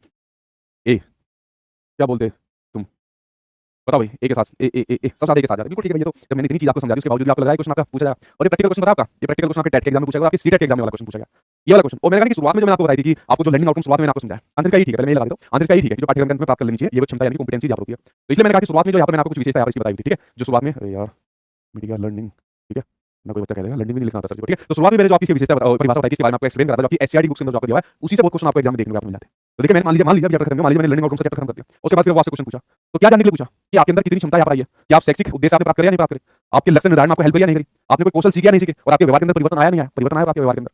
तो ये सब क्या होते हैं, ये तो लर्निंग आउटकम्स होते हैं जो बाद में जानने के लिए आपको चेक कर जाते हैं। हम कहते सीखने की प्रतिफल की विशेषता के बारे में हम लोग यहाँ बात करते हैं, लेकिन कंटीन्यूअस रूप से चलती है। डेली टीचर कोई ना कोई चैप्टर यहाँ पर आपको पढ़ाता है और उसके बाद आपके लर्निंग आउटकम्स यहाँ पर आपको चेक करता है। सतत रूप से चलने वाली प्रक्रिया के अलावा यह स्पाइरल प्रोसेस होता है, यह स्पाइरल यानी कि वर्तानुकार होता है, वर्तानुकार होता है, स्पाइरल होता है, वर्तानुकार होता है, यानी कि अपने पूर्व अनुभवों पर आधारित होता है। कैसे होता है, पूर्व अनुभवों पर आधारित होता है, वर्तानुकार यहाँ पर होता है, स्पाइरल यहाँ होता है, ठीक है। ये आपका स्पाइरल प्रोसेस होता है। कौन सा प्रोसेस है, ये आपका स्पाइरल प्रोसेस है। आप जैसे कोई चीज सीखने जाओगे तो पीछे जाकर अपने पूर्व अनुभव की हेल्प लोगे, फिर आगे जाकर कुछ सीखोगे, फिर पीछे मुड़कर अपने पूर्व अनुभव की हेल्प लोगे। इस प्रकार से जब भी हम कुछ आगे सीखने जाते हैं तो फिर पीछे अपने जो हमारे पूर्व अनुभव होते हैं उसकी यहाँ हेल्प लेते हैं। तो लर्निंग आउटकम्स के अंदर जब आप कोई भी चीज यहाँ पर सीखने जा रहे हो, इस प्रैक्टिस को आप सोल्व करना चाह रहे हो, fill in the blanks match the following true false वाले क्वेश्चन, तो पूर्व अनुभव की हेल्प आप लोगे, यानी कि जो वाटर यानी कि पानी से संबंधित चैप्टर आप लोगों ने यहाँ पर पढ़ा है, समझ गए आप लोग इसके बारे में। तो यहाँ पर कैसा प्रोसेस होता है भाई आपका, आपका स्पाइरल यानी कि वर्तानुकार प्रोसेस यहाँ पर होता है, समझ गए। अगले पॉइंट की बात करो तो ये फ्लेक्सिबल होता है। कैसा होता है, यह लचीला यानी कि फ्लेक्सिबल यहाँ पर होता है, लचीला यानी कि फ्लेक्सिबल होता है, यानी कि इसमें चेंज कर सकते हैं लर्निंग आउटकम्स के अंदर, क्या कर सकते हैं, चेंज कर सकते हैं। ये भाई मान लीजिए जरूरी थोड़ी है कि मैं आपके जो लास्ट में क्वेश्चन पूछता हूं उसके माध्यम से चेक करूं कि भाई आपने कितने लर्निंग आउटकम्स यहाँ पर प्राप्त करे। क्या पता मैं आपको एक मॉक टेस्ट दे दूं उसके माध्यम से चेक करा सकता हूं, क्या मैं आपको क्या पता वर्बली तौर पर आपसे क्वेश्चन पूछूं क्या वाले क्वेश्चन का क्या आंसर होगा। तो मेरे ऊपर डिपेंड करता है लर्निंग आउटकम्स कैसे आपसे निकलवाना चाह रहा हूं, कैसे प्राप्त करवाना चाह रहा हूं, और आपके ऊपर डिपेंड करता है आप चैप्टर सीखने के बाद किस प्रकार से लर्निंग आउटकम्स प्राप्त करते हो। एक तरीके से प्राप्त नहीं कर पाए तो दूसरे तरीके से प्राप्त करते हो। तो सीखने के उद्देश्य के अंदर तो आपका हमेशा फ्लेक्सिबल देखने मिलता है, संशोधन होता है, मतलब लचीलापन होता है, एक चीज पर फिक्स नहीं होता, एक चीज पर आपका स्थिर नहीं होता है, समझिए इस बात को। आगे अगर मैं बात करूं, ये दीर्घकालीन प्रोसेस है। कैसा, यह दीर्घकालीन प्रोसेस है, लाइफ लॉन्ग आपकी प्रक्रिया होती है, लंबे समय तक चलती है। छोटे समय के लिए आपका लर्निंग आउटकम होता है कि एक पर्टिकुलर चैप्टर पढ़ा दिया बस लर्निंग आउटकम यहाँ पर निकालिए। ये तो भाई पूरे साल भर के अंदर आपके लर्निंग आउटकम यहाँ पर निकाल जाते हैं। जब तक आप शिक्षक अपने उद्देश्य प्राप्त नहीं कर लेते, शिक्षा को प्राप्त यहाँ पर निकाल लेते, तब तक आपके लर्निंग आउटकम यहाँ पर निकाल जाते हैं। तो कैसा प्रोसेस होता है, एक शॉर्ट पीरियड नहीं होता है, एक लॉन्ग पीरियड यहाँ पर होता है। कैसे, लॉन्ग पीरियड जो होता है लिए आपके जो होते हैं वो आपके लर्निंग आउटकम यहाँ पर आपको देखने को मिलते हैं। आगे जब मैं बात करूँ, यहाँ पर मात्रात्मक और गुणात्मक दोनों होता है। यह है मात्रात्मक यानी कि क्वांटिटेटिव तथा गुणात्मक यानी कि क्वालिटेटिव होता है। सीधा अगर मैंने आपसे क्वेश्चन पूछ लिया, जैसे मैंने आपको पानी वाला चैप्टर पढ़ाया, इस टीचर ने पानी वाला चैप्टर आपको पढ़ाया, ठीक है, ये बताओ भाई सबसे महत्वपूर्ण हमारे जीवन के लिए क्या है, और चार ऑप्शन दे दिए तो उसके अंदर पानी है, सीधा एक आंसर आपका क्या। अगर मैं पूछूं पानी जरूरी क्यों है, इसे अपने 20 शब्दों में आप लिखिए। अब आप लोग अपने 20 शब्दों में लिखोगे, क्रिटिकल थिंकिंग का यूज करोगे, यानी यहाँ पर जो लर्निंग आउटकम्स को आप नंबर के अंदर मेजर भी कर सकते हो, और किस प्रकार से चिंतन प्रक्रिया को आप यूज कर सकते हो, तो गुणात्मक रूप से भी आप उसको समझ सकते हो। समझिए इसके बारे में। तो ये आपकी जो विशेषता होती है, विशेषता आपके मैंने सीखने के प्रतिफल की कुछ विशेषता यहाँ पर आपके सामने शेयर करी है, ठीक है। आइए आप यहाँ तक चीजें समझ में आ गई होगी। अब हम आगे बढ़ते हैं। आगे बढ़ने से पहले मुझे बताओ यहाँ तक चीजें समझ में आ गई है, कोई ऐसा तो है नहीं जिसको कोई चीज समझ में नहीं आई हो, ठीक है। रात में लेट हुई, कोई बात नहीं, सिमरन जल्दी आया करो, ठीक है। दीर्घकालीन मतलब लंबे समय तक चलने वाली प्रक्रिया, ऐसा नहीं है कि मैंने एक चैप्टर आपको पढ़ा दिया अब बस मैं बेस में नहीं आऊंगा, अब तो बहुत सारे चैप्टर ना, ठीक है। तो लंबे समय तक अभी आप लोग बेस से जुड़ने वाले हो, एक शॉर्ट पीरियड के लिए नहीं हो, ठीक है। अच्छा कोई अभी तक जितनी चीज आपको समझाई है, कोई ऐसा पॉइंट जो आपके समझ में नहीं आया तो पूछिए, फिर मैं आगे बढ़ता हूं। जल्दी पूछो कमेंट बॉक्स के अंदर ऐसा कोई भी पॉइंट। जल्दी जीवन मस्ती, ठीक है भाई, जल्दी जीवन है। वृद्धि मात्रात्मक होती है, सब गुणात्मक होती है। देखो वृद्धि मात्रात्मक होती है क्योंकि वृद्धि को मेजर कर सकते हैं, मात्रा के अंदर से मापन कर सकते हैं। वृद्धि के अंदर हाइट पता कर सकते हैं, किसी हाइट कितनी है, उसका वेट पता कर सकते हैं। तो वृद्धि जो होती है मात्रात्मक होती है, लेकिन जो विकास होता है वो मात्रात्मक भी होता है, गुणात्मक भी होता है, ठीक है। क्वेश्चन में पूछ रहा हूं आपसे लर्निंग आउटकम्स के बारे में, लेकर चलेंगे मुझे उसके बारे में, वृद्धि के बारे में, ठीक है। नो डाउट, नो नो आगे सर, नो क्लियर है sir, all clear, all clear मतलब सारा क्लियर है, सब साफ है, दिमाग के अंदर कुछ नहीं है, समझ में आ गया, नो डाउट, ठीक है। चलो आगे बढ़ते हैं। आगे बात करते हैं कि जो लर्निंग आउटकम्स है, सीखने का प्रतिफल है, इनकी विशेषता क्यों पड़ेगी, क्या जरूरत है इनकी यहाँ पर विशेषता पड़ेगी, तो इसका एनसीईआरटी है जो आपका एससीईआरटी में क्यों यहाँ पर इसको लेकर आया, किस यहाँ पर जरूरत पड़ेगी, ठीक है। वर्तमान बताया तो भाई जो कि पूर्ण अनुभव पर आधारित होता है। अभी लर्निंग आउटकम्स के बारे में ऐसा नहीं आपने कभी नहीं सुना, कभी ना कभी से रिलेटेड क्वेश्चन आपने करा होगा, आपने टीचिंग ट्रेनिंग कोर्स के दौरान इसके बारे में पढ़ा होगा, आप लोगों ने सिलेबस के अंदर भी मान लीजिए इसके बारे में जाना होगा, ऐसा नहीं आप लोग इसके बारे में कुछ नहीं पता, तो अपने उसी पूर्ण अनुभव के आधार पर जो आप नई चीज सीख रहे हो, और फिर उसके बाद जब उसके बाद आप नई चीज सीखते हो तो फिर पुराने अनुभव की आप हेल्प लेते हो, तो आपका स्पाइरल होता है, यानी कोई भी नई चीज सीखने जाओगे तो फिर पूर्ण अनुभव की हेल्प लोगे, फिर नई चीज सीखने जाओगे फिर पूर्ण अनुभव की हेल्प लोगे, ठीक है। चलो अब बात करते हैं कि जो सीखने के प्रतिफल है इनकी नीड क्यों पड़ेगी, इनकी आवश्यकता क्यों पड़ेगी, क्यों जरूरी है आपकी सीखने का प्रतिफल। देखिए यहाँ पर कहता है कि प्रत्येक बालक की एज यानी जो आयु है उसको ध्यान में रखते हुए उसकी शिक्षण प्रक्रिया यहाँ पर प्लानिंग करनी चाहिए। बस लर्निंग आउटकम्स क्या होते हैं, अब देखिए मैं तो आपकी एज का ध्यान नहीं रखता, आप लोग तो 20 साल से लेकर 50 साल तक भी बैठे हो क्लासरूम के अंदर, ठीक है। तो मैं आपकी एज के अकॉर्डिंग थोड़ी शिक्षण दे रहा हूं यहाँ पर, लेकिन छोटे बच्चों को आपको उसकी एज के अकॉर्डिंग यहाँ पर शिक्षण देना पड़ेगा। आपकी क्लास में सपोज कोई बच्चा है और वो बच्चा आपका 7 साल का है, 6 साल का बच्चा है, और आप उसको शिक्षण दे रहे हो बड़े बच्चों के हिसाब से, लेक्चर मेथड का यूज कर रहे हो, तो क्या वो बच्चा अपने लर्निंग गोल्स को या सीखने की प्रक्रिया में शामिल हो पाएगा? नहीं हो पाएगा। तो जो बच्चे की एज है उसके अकॉर्डिंग आपको उसको शिक्षण देना पड़ेगा ना कि उसकी एज से ज्यादा आपको शिक्षण देना पड़ेगा। तो लर्निंग आउटकम के माध्यम से हम क्या काम करते हैं, जितनी बच्चे की एज होती है उसके अकॉर्डिंग हम लोग यहाँ पर प्लानिंग कर पाते हैं। यार आज क्लासरूम में बच्चों को पानी वाला चैप्टर पढ़ाना है, तो पानी वाला चैप्टर पढ़ाना है और सपोज मुझे प्राइमरी के अंदर पानी वाला चैप्टर पढ़ाना है, ठीक है। तो भाई मैं सबसे पहले बच्चों को रियल लाइफ से कनेक्ट करने वाला एग्जांपल पूछूंगा, बेटा पानी के बारे में जानते हो? बच्चा कहेगा हाँ सर, मेरी देखो पानी की बोतल देखो, सर ये देखो आपके पास पानी की बोतल है, सर देखो बाहर पानी गिरा हुआ है, सर हमारे यहाँ पर गांव के अंदर एक तालाब बना हुआ है। अगर मान लीजिए उन बच्चों को यहाँ पर शिक्षण नहीं दे पाएगा टीचर, और सीधा कहता है what is water, water dash dash dash, water comes from dash, water ये वाटर वो, वाटर की प्रक्रिया है, बच्चा क्या गा रहे हैं, कौन सा गीत गा रहे हैं सर यहाँ पर। तो इसलिए आपकी बच्चे की एज के अकॉर्डिंग ध्यान में रखकर अपने टीचिंग प्रोसेस को आपको करना चाहिए और उसकी प्लानिंग करने में कौन हेल्प करता है, लर्निंग आउटकम्स हेल्प करता है, ठीक है। समझ गए आप लोग इसके बारे में? नेक्स्ट बात करते हैं। सर जी आपकी राइटिंग बहुत अच्छी है, इतनी खुशी मत दिलाओ भाई, एक बैच फ्री में दे दूंगा। राइटिंग अच्छी वाले आज ऐसे ऐसे कमेंट कर दिया, ठीक है। और ना मेरा मैं बता दूं, मेरा आज तक रिकॉर्ड में मेरा कोई नेगेटिव फीडबैक आता ही नहीं है पढ़ाने के दौरान, कंटेंट के दौरान। मेरा एक ही आता है कि सर आप राइटिंग ठीक करो, आपकी राइटिंग ठीक नहीं है, और राइटिंग अच्छी इन्होंने बात करी, ठीक है। ज्यादा खुशी हो जाएगी भाई, 2-4 बैच आपको फ्री ना मिल जाए, इसलिए कमेंट मत करो, ठीक। अगला देखते हैं कि शिक्षा का अधिकार अधिनियम राइट टू एजुकेशन 2009 की बात करती है। इसके तहत सभी बच्चों के लिए गुणवत्तापूर्ण शिक्षा सुनिश्चित यहाँ पर करनी चाहिए। जो क्वालिटेटिव एजुकेशन है वही तो बात आपकी 2009 के अंदर करी गई थी और पूरी तरीके से इंप्लीमेंटेशन नहीं हो पाया था, तो उसके बाद आपके एनसीईआरटी ने 2017-18 सेशन के अंदर इसकी बात कर दी। समझ गए आप लोग इसके बारे में? तो सभी बच्चों के लिए गुणवत्तापूर्ण शिक्षा सुनिश्चित करने के लिए आपका ये लर्निंग आउटकम्स यहाँ पर लाएगा, ठीक है। अगला की जो शैक्षिक उद्देश्य होते हैं, यानी आपके एजुकेशनल जो आपके ऑब्जेक्टिव होते हैं, कौन से होते हैं? जो आपके एजुकेशनल ऑब्जेक्टिव होते हैं। जैसे आपके शैक्षिक उद्देश्य क्या है कि अपने सिलेबस को जल्दी से कंप्लीट कर लो, ठीक है, जल्दी से प्रैक्टिस कर लो ताकि मैं अपने पेपर के अंदर सही से दे पाऊं। तो शैक्षिक उद्देश्य की पूर्ति का सही मूल्यांकन इसके माध्यम से किया जाता है। अब मान लीजिए बच्चे के यहाँ पर शैक्षिक उद्देश्य हमको देखने थे कि बच्चे ने इस पानी वाले चैप्टर को, वाटर वाले चैप्टर को सही से पढ़ा नहीं पढ़ा, सही से समझा नहीं समझा, तो उसके बाद में लर्निंग आउटकम्स जानने के लिए इस प्रकार के क्वेश्चन दिए रहते हैं। तो सही मूल्यांकन होता है क्योंकि जितनी भी एक्सरसाइज, जितनी भी प्रैक्टिस यहाँ पर किस किताब के एंड में रहती है, इनका जो आपका कनेक्शन रहता है, जो मिलान रहता है, वो इसी चैप्टर से दिया रहता है। जैसे वाटर साहब के सामने दिया रहता है, ठीक है। जो मक्खन लगा रहा है वो मुझे पता है, मक्खन लगा रहा है, ठीक है। आगे देखते हैं, ठीक। आगे बात करते हैं, नेक्स्ट बात करते हैं अगले पॉइंट के बारे में, राष्ट्रीय स्तर पर। देखिए अगर मैं बात करूं राष्ट्रीय स्तर पर बात करूं, एनएसए की बात करूं, ठीक है, एनएसए की बात करूं, जो नेशनल सर्वे आपकी जो एजेंसी यहाँ पर होती है, ठीक है। तो जितने प्रकार की भी आपकी जो उपलब्धियों का, आपकी अचीवमेंट का जो आपका मूल्यांकन किया जाता है, ठीक है। तो यहाँ आपकी जो अचीवमेंट होती है, जो आपकी उपलब्धि यहाँ होती है, उसका जो यहाँ पर किया जाता है, क्या किया जाता है? अचीवमेंट का सर्वे किया जाता है, राष्ट्रीय स्तर पर किया जाता है। इन अचीवमेंट का राष्ट्रीय स्तर पर बच्चे ने कितनी अचीवमेंट, कितनी उपलब्धि हासिल करी या नहीं करी, इसके लिए भी हेल्प ली जाती है लर्निंग आउटकम्स की। लर्निंग आउटकम्स के माध्यम से आपके रिपोर्ट जाता है, रिपोर्ट जाती है आपकी, जो आपका नेशनल जो आपके ये अचीवमेंट के आपके जो सर्वे होते हैं, ये बच्चे ने इतने इस क्लास में लर्निंग आउटकम्स प्राप्त करे। लर्निंग आउटकम्स क्या होता है? मैंने क्या बताया, सब्जेक्ट वाइज होता है, क्लास वाइज होता है। तो क्लास वाइज भी रिपोर्ट जाती है कि बच्चे ने इतने लर्निंग आउटकम्स इस क्लास के अंदर प्राप्त कर रहा है, इतने मान लीजिए नहीं कर पा रहा है, तो राष्ट्रीय स्तर पर शैक्षिक महत्वाकांक्षा की पूर्णता के लिए, पूर्ण करने के लिए आपके सीखने के प्रतिफल की आपकी आवश्यकता होती है। ये बात आप समझ लिया। अब हम लोग बात करते हैं कि जो सीखने के जो प्रतिफल होते हैं उसके उद्देश्य क्या होते हैं। जैसे कुछ विशेषताएं मैंने आपके सामने बताई, इसी प्रकार से विशेषता जब इसकी लर्निंग आउटकम्स किस प्रकार से है, तो इसके उद्देश्य भी इसी प्रकार से आपको देखने को मिलेंगे, ठीक है। जी आपकी आवाज बहुत बढ़िया है, वाह। इसका मतलब तुम 4 बैच फ्री में दे दो, आवाज क्या है, ठीक है, ठीक है। सर जी प्लीज क्लास खत्म कीजिए, मुझे लड़की वाले देखना है, लड़की वाले देखना है, तो भाई जाके चले जाओ, अभी थोड़ी जाके बैठोगे, अरे पहले लड़की वाले देखना आएंगे, थोड़ी बहुत आपसे बात करेंगे, चाय पानी नाश्ता चलेगा, उसके बाद फिर आपको आवाज लगाई जाएगी, आ जाओ भाई नीचे बुला रहे हैं या कमरे के अंदर बुला रहे हैं, तो तब तक क्लास खत्म हो जाएगी, तो लड़की वालों को बैठा दो, थोड़ी देर आपस में बात करने दो, याद ध्यान लगा लो, ठीक है। बात करते हैं सीखने के जो प्रतिफल के जो उद्देश्य है उनके बारे में बात करते हैं कि 6 साल से लेकर 14 वर्ष की आयु के बच्चों के लिए गुणवत्तापूर्ण शिक्षा सुनिश्चित यहाँ पर करना, बिल्कुल ठीक बात है। मैंने आपको शुरुआत में बताया कि 6 साल से लेकर 14 साल तक के बच्चों के लिए जो गुणवत्तापूर्ण शिक्षा की आप बात करी, राइट टू एजुकेशन करी, और इसी ने अपना यहाँ पर उस टाइप पर लर्निंग आउटकम्स की बात करी थी, ठीक है। उसी ने यहाँ पर लर्निंग आउटकम्स की बात करी, लेकिन पूर्ण तरीके से नहीं हो पाता, लेकिन गुणवत्ता को सुनिश्चित तो भाई आपको करना है ना। तो इसके लिए आपके ये उद्देश्य यहाँ पर सीखने के प्रतिफल के उद्देश्य जो शिक्षा के अधिकार अधिनियम 2009 के अंदर शिक्षा के उद्देश्य यहाँ पर दिए हुए हैं, उनको यहाँ पर सुनिश्चित यहाँ पर करना चाहिए, ठीक है। समझ गए आप लोग इसके बारे में, ठीक है। अच्छा तो जब तक नहीं हमको तो पढ़ना है, ठीक है। महत्वाकांक्षा क्या होती है सर? महत्वाकांक्षा ये होती है उसको भी लड़की वाले देखना आए थे और मान लो लड़की वाले का पापा जो ना बड़ा टेढ़ा आदमी है, तो लड़के के अंदर वो और महत्वाकांक्षा लग रही है कि भाई परिवार तो ठीक है, पिताजी भी ठीक होना चाहिए लड़की का। लड़की की जो फोटो दिखा दी लड़के वाले को, लड़के ने कहा कि ठीक लग रही है लड़की, लेकिन साथ में इसकी बहन ज्यादा अच्छी लग रही है, तो महत्वाकांक्षी हो रहा है, मतलब अपना लेवल बढ़ाना चाह रहा है और आगे की छाया अपनी रखना चाह रहा है, ये आपका महत्वाकांक्षा का मतलब होता है, ठीक है। तो ये समझ आप लोग इसके बारे में महत्वाकांक्षा का। अगला देखते हैं कि शिक्षण गुणवत्ता में सुधार लाने तो प्रयास, तो बिल्कुल ठीक बात है, टीचिंग की क्वालिटी में सुधार आएगा लर्निंग आउटकम से। अभी चैप्टर खत्म होने के बाद क्वेश्चन पूछूंगा, अगर सुधार नहीं आया तो मैं टांगे तोड़ दूंगा, ठीक है। शारीरिक तौर पर ना करूं, मौखिक रूप से तोड़ दूंगा, इसलिए लर्निंग आउटकम यहाँ पर किए जाते हैं। सब्जेक्ट यानी विषय की जो प्रकृति होती है, जो भी सब्जेक्ट मान आप पढ़ रहे हो, लैंग्वेज पढ़ रहे हो, सोशल साइंस, साइंस, मैथमेटिक्स, कुछ भी पढ़ रहे हो, उनका नेचर होता है, उनकी विशेषता होती है, जो उनकी विद्या होती है, उनको समन्वित रूप से समझना होता है, इंटीग्रेट करके आप समझना पड़ता है। सभी सब्जेक्ट को आपको इंटीग्रेट करके आप समझना पड़ता है। और आजकल आप लोग देखते हैं 2005 आपने पढ़ा होगा, नया लाइन से आप लोग पढ़ रहे हो, ज्यादातर सब्जेक्ट आपके इंटीग्रेटिव नेचर होते हैं। जैसे आपने देखा ईवीएस जो आपका सब्जेक्ट होता है, थर्ड क्लास आपका ईवीएस शुरू कर जाता है, थर्ड फोर्थ फिफ्थ क्लास में बाकी ईवीएस नहीं होता, उसी ईवीएस के अंदर बच्चों को सोशल साइंस पढ़ाई जाती है, उसी ईवीएस के अंदर बच्चों को साइंस पढ़ाई जाती है, उसी ईवीएस के अंदर बच्चों को प्राइवेट पढ़ाई जाती है, उसी ईवीएस के अंदर ईवीएस पढ़ाई जाती है, ठीक है। तो एक सब्जेक्ट के अंदर के सारे सब्जेक्ट को इंटीग्रेट करके आपको पढ़ाया जाता है, ठीक है। समझ गए आप लोग इसके बारे में? ओ गुरु थोलो चाल, ये क्या है भाई? इसका क्या मतलब है? नहीं भाई मेरी शादी नहीं हुई, ठीक है, लेकिन जब घर पर देखना आते तो यही वाला एक्सपीरियंस होता है जो मैं शेयर कर रहा हूं। इसका क्या मतलब है ओ गुरु थोलो चाल? इसका क्या मतलब, ये कौन सी भाषा में भाई, ठीक है। इसका क्या मतलब बताना, एक ने कमेंट लिखा है पर ओ गुरु थोलो चाल समझ नहीं आया कुछ, ये वाली भाषा नहीं पता मुझे क्या मतलब इसका भाई, ठीक है। आगे देखते हैं कि सीखने के स्तर को निरंतर रूप से जांचने के लिए तय यहाँ पर मापदंड होते हैं, जो सीखने के यहाँ पर स्तर होते हैं, मिनिमम लेवल ऑफ लर्निंग होते हैं, उसको जांचने के लिए आपके मापदंड इसके अंदर शामिल होते हैं। शिक्षण के विषय जो आपके होते हैं उसको सीमित न रखकर बच्चे के सर्वांगीण विकास पर फोकस करते हैं, यानी बच्चे का सर्वांगीण विकास, बच्चे का संपूर्ण विकास, चाहे उसका फिजिकल डेवलपमेंट हो, कॉग्निटिव हो, सोशल, इमोशनल डेवलपमेंट हो, सर्वांगीण विकास हो सके, बच्चे का संपूर्ण विकास यहाँ पर हो सके, उसके लिए यहाँ पर किया जाता है, ठीक है। तो जी आप कब करोगे शादी? कर लूंगा भाई 50 साल बाद, ठीक है। कल का मेरी बेटी नेशनल ताइक्वांडो चैंपियनशिप है, बेस्ट ऑफ लक भाई, ठीक है। एनसीईआरटी क्या होता है? एनसीईआरटी खेत में गधा खड़ा होता है वो होता है एनसीईआरटी, ठीक है। एनसीईआरटी भी नहीं पता तुम्हें, आगे बढ़ो, ठीक है। चलो यहाँ तक आप लोगों ने समझ लिया। अब देखो अब हम लोग यहाँ पर सीखने के प्रतिफल होते हैं कंपोनेंट, यानी जो घटक की बात करते हैं, कंपोनेंट्स, इसके कंपोनेंट्स यानी सीखने के प्रतिफल के घटकों की यहाँ पर बात करते हैं। डिटेल में समझ लो, आज के बाद टीचिंग एग्जाम के लिए आपको फिर इस वाले चैप्टर को पढ़ना, आपके एग्जाम में तो आपका बेटा पार कर देगा, लेकिन उसके बाद कोई भी टीचिंग एग्जाम दे लीजिए, खत्म हो जाएगा या फिर आपका, ठीक है। वो डिटेल में आप लोगों ने आज को पढ़ लिया और बहुत गहन आपकी नॉलेज यहाँ पर बढ़ी होगी इस चैप्टर से, ठीक है। क्या क्या कंपोनेंट होते हैं, क्या घटक होता है आपके सीखने के प्रतिफल के, उसको यहाँ पर डालिए। देखिए इसमें आपको देखने को मिलती है स्पेसिफिक यानी स्पेसिफिक यहाँ पर आपको देखने को मिलती है। जो चैप्टर हमने बच्चों को पढ़ा रहे हैं तो क्या यहाँ पर शैक्षिक लक्ष्य जो हमारे उसकी पूर्ति कर पा रहे हैं, वो उद्देश्य प्राप्त कर पा रहे हैं, कोई यहाँ पर सीख पा रहे हैं, कोई स्पेसिफिक ज्ञान बच्चों को प्राप्त कर पा रहे हैं। तो स्पेसिफिक होना आपका जरूरी होता है सीखने के प्रतिफल के लिए, यानी कुछ भी पढ़ा रहे हैं, अरे जो पढ़ा रहा हूं आपके एग्जाम ओरिएंटेड पढ़ा रहा हूं और इस प्रकार से आपको पढ़ा रहा हूं कि आपके दूसरे टीचिंग एग्जाम के अंदर आपको हेल्प कर जाए, तो आपको विशिष्ट आगे यहाँ पर आपको लर्निंग आउटकम्स आपको करा रहा हूं, ठीक है। ठीक है। जो क्वेश्चन भी मान लीजिए मैं आपसे पूछता हूँ, ठीक है भाई, मैंने सुन लिया पूरी लाइन आपकी आ रही है सर, आप बहुत हैंडसम, बहुत हैंडसम हो, चलो मैंने मान लिया, ठीक है। अब तो यहाँ पर ध्यान लगा लो, ठीक है। सर रतन टाटा है, मान लिया भाई, मैं रतन टाटा हूँ, ठीक है। गदो थोड़ा बहुत शर्म करो, आप हमारे बीच में नहीं है, ठीक है। अगली बात करते हैं कंपैरिजन में, तो कहा किसके साथ करा, वो किस लेवल पर, हम किस लेवल पर, ठीक है। देखिए अगली बात करते हैं मापनीय की बात करते हैं, मेजरेबल होता है। तो लर्निंग आउटकम्स के अंदर यहाँ पे क्या होता है, आप मेजर कर सकते हो चीजों को। जैसे मैंने आपसे क्वेश्चन पूछा था, आपने कुछ आंसर दिया, कुछ नहीं दिया भाई, हमने बच्चों के चैप्टर पढ़ा, उसके बाद लर्निंग आउटकम्स जाना, तो मेजर कर सकते हैं बच्चों को कितने समझ आया, कितने समझ में यहाँ पर नहीं आया, समझ गया आप इसके बारे में।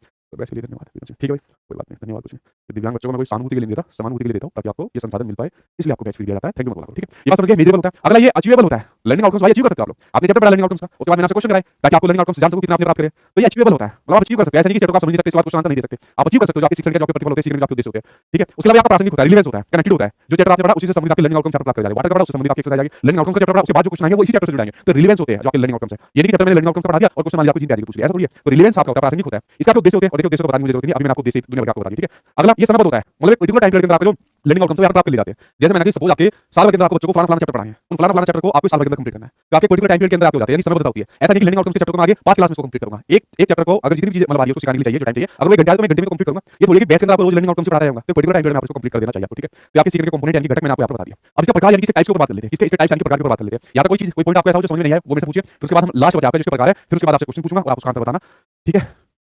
ठीक है। तो लड़के वाले क्या पूछते हैं, लड़के वाले पूछते हैं कि तुम सचिन सर की क्लास लेते हो या नहीं लेते हो, अगर नहीं लेते हो तो लिया करो, वरना शादी नहीं करेंगे, ठीक है। ये बता कोई डाउट है या नहीं है, तो जो आपने जो भी छोड़ दी ये बता देते हैं, ठीक है। चलो बता दूंगा, किसी दिन बता दूंगा, ठीक है। अरे जब इतनी बड़ी चीज भगवान ने दे दी तो जो उसके आगे छोटी सी चीज है, सिंपल सी बात है, ठीक है। No doubt, no problem. तो आप गुस्से में चलते हुआ मतलब जिंदगी में कभी गुस्सा भी करने बैठ गया तो तुम्हारी वजह से वो भी ना करने दे, ठीक है। मापदंड नहीं पैमाना, ठीक है। जैसे मान लीजिए मैं आपको चैप्टर ही पढ़ा रहा हूँ, ठीक है, और इतने क्वेश्चन आपको लेकर आया हूँ ताकि आप लर्निंग आउटकम प्राप्त कर सके, ठीक है। नहीं sir, no sir, no no no, तो मैं आपका फैन हूँ। पंखा भी है कोई, एसी भी है कोई, ठीक है। नो, चलो आगे। मेरे से संबंधित क्वेश्चन ज्यादा पूछते हो, देखना कितने मैसेज आ रहे हैं इसमें, और ज्यादातर क्वेश्चन दिख रहे हैं हंसी मजाक और ये सब आपस में, तो मेरे से संबंधित आ रहे हैं, नो डाउट वाले तो कम आ रहे हैं, ठीक है। देख सकते हो इनका लर्निंग आउटकम से मन नहीं आज, ठीक है। मस्ती के मूड में बैठे हुए हैं, सीखने के प्रतिफल के प्रकार के बारे में पढ़ते हैं, जो लर्निंग आउटकम्स होता है कितने प्रकार का होता है, कितने प्रकार से आप लोग लर्निंग आउटकम प्राप्त कर सकते हो बच्चे का, उसके बारे में आपको बताना, ठीक है। बस यार 5 मिनट के अंदर खत्म हो जाएगी, ठीक है। मुझे बता के मान लीजिए कोई दूसरी क्लास होगी 5 मिनट के अंदर खत्म कर दूंगा, ठीक है। देखिए अगर आपको इंटेलेक्चुअल स्किल्स होती है, मैंने आपको चैप्टर पढ़ाया, ध्यान से सुनना, मैंने आपको चैप्टर पढ़ाया, क्या मैंने उपयोगी तौर पर पढ़ाया, मैंने लर्निंग आउटकम्स क्या होते हैं, इस प्रकार से आपको कनेक्ट करके एग्जांपल दिया, किस प्रकार से अस्तित्व के अंदर हिस्ट्री के बारे में बताया, किस प्रकार से धीरे धीरे इसका इंप्लीमेंटेशन हुआ, इसकी विशेषता क्या होती है, इसके कंपोनेंट क्या होते हैं, अब मैं आपको बता दूं इसके प्रकार क्या होते हैं, और फिर इसके बाद इसके क्वेश्चन करूंगा। तो इंटेलेक्चुअल स्किल्स आपकी कितनी हो जाएगी, कहीं पर भी लर्निंग आउटकम्स का क्वेश्चन आएगा उसका आसानी से आंसर दे पाओगे, आप उसके अंदर फंसोगे नहीं, क्योंकि बौद्धिक रूप से आप लोगों की समझ आप विकसित हो गया। तो इंटेलेक्चुअल स्किल्स के माध्यम से जो आपके लर्निंग आउटकम्स है वो प्राप्त किए जाते हैं। जैसे मैं कुछ क्वेश्चन आपसे वैसे भी पूछता रहता हूं, ठीक है। दूसरा कॉग्निटिव आपकी स्ट्रेटजी आप लोगों की संज्ञानात्मक रणनीति होती है कि मानसिक तौर पर आपने कितने पॉइंट चैप्टर के अंदर समझे, कितने पॉइंट आपकी एससीईआरटी के अंदर आपकी लाइक और ऑथेंटिक बुक्स होती है, कितने पॉइंट्स उसके अंदर थे और उनको आपने यहाँ पर मानसिक रूप से कॉग्निटिव तौर पर यहाँ पर ग्रहण कराया। तीसरा वर्बल आउटकम्स यानी जो शाब्दिक प्रतिफल होते हैं, यानी अगर मैं आपसे ओरली पूछ रहा हूं या चैप्टर लर्निंग आउटकम्स की जो आपकी शुरुआत है वो भारत के अंदर कब हुई थी या राजस्थान के अंदर कब हुई थी, कब इसको लागू किया गया था, तो मैंने वर्बली तौर पर आपके लर्निंग आउटकम्स जानना चाहिए। कि अगर मैं लर्निंग आउटकम्स पता करना चाहूं कि बच्चों ने आप लोगों ने कितने लर्निंग आउटकम्स प्राप्त करे, तो मैं वर्बली तौर पर यहाँ पर कर रहा हूं, कैसे वर्बली तौर पर यहाँ पर आपके सामने कर रहा हूं, ठीक है, लर्निंग आउटकम्स के बारे में, ठीक है। अगर मोटर स्किल्स होती है, आप एक्टिविटीज के माध्यम से लर्निंग आउटकम्स प्राप्त कर सकते हो। मान लीजिए वाटर वाला चैप्टर पढ़ा रहे हो तो कुछ एक्टिविटी बच्चों को कैसे करवा दो जहां पर वाटर से रिलेटेड कई सारे कंसेप्ट हो, जो उन एक्टिविटी के अंदर सही पार्टिसिपेट कर जाएगा तो समझ लेना उसने लर्निंग आउटकम्स प्राप्त कर लिए। और अगर आपका एटीट्यूड है तो देखिए एटीट्यूड के आधार पर आपके लर्निंग आउटकम्स आपके होते हैं। अगर मान लीजिए आपका एटीट्यूड मैंने कहा कि जैसे एटीट्यूड मतलब हमारा नजरिया होता है, ये एटीट्यूड होता है जो हमारा नजरिया होता है, या तो हमारा नजरिया एटीट्यूड पॉजिटिव है नेगेटिव है, कहीं कहीं पर किसी का दोनों भी आपका होता है। तो लर्निंग आउटकम्स आपके जो एटीट्यूड वाला होता है ये आपका लर्निंग आउटकम्स का आपका प्रकार होता है। अगर नेगेटिव एटीट्यूड आप लोगों का है तो लर्निंग आउटकम्स आप लोग नहीं प्राप्त कर पाओगे, इसलिए पॉजिटिव एटीट्यूड रखिए, चाहे लर्निंग करने के लिए चाहे लर्निंग आउटकम्स के लिए, ठीक है।